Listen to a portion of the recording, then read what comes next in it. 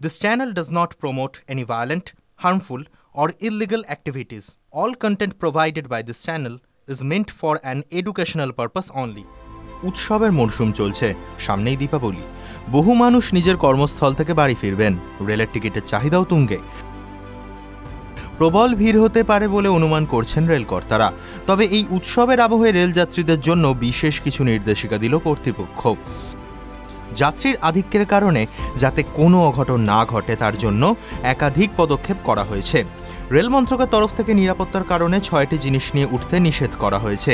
X মাধ্যমে সেই তালিকা প্রকাশও করা হয়েছে। সেগুলি হলো বাজি, কেরোসিন তেল, গ্যাস সিলিন্ডার, স্টোভ, দেশলাই বক্স এবং সিগারেট।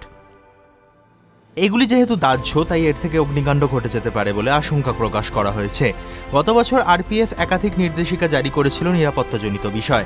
বাজি, দাহ্য পদার্থ, সন্দেহজনক বস্তু দেখতে পেলেই রেল কর্তৃপক্ষকে জানাতে হবে।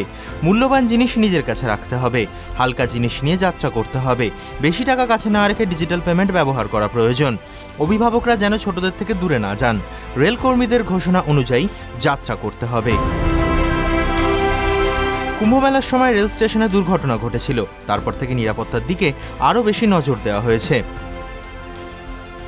চলতি বছরের ফেব্রুয়ারিতে নয়াদিল্লিতে রেল স্টেশনে মর্মান্তিক ঘটনা ঘটে।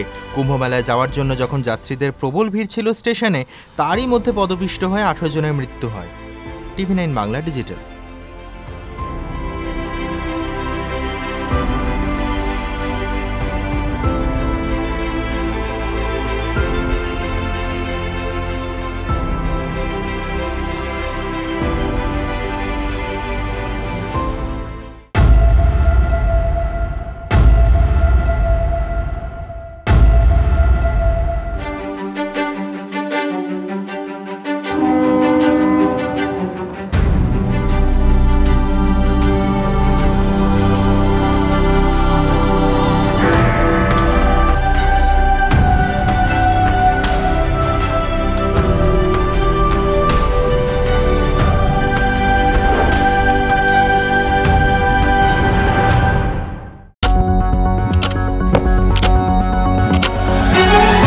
রাজনীতি শুধুই কি রাজার নীতি?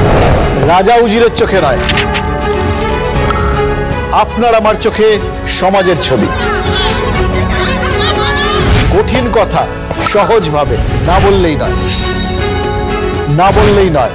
প্রতিদিন রাত 9টায় TV9 বাংলায়। TV9 বাংলা না দেখলেই নয়।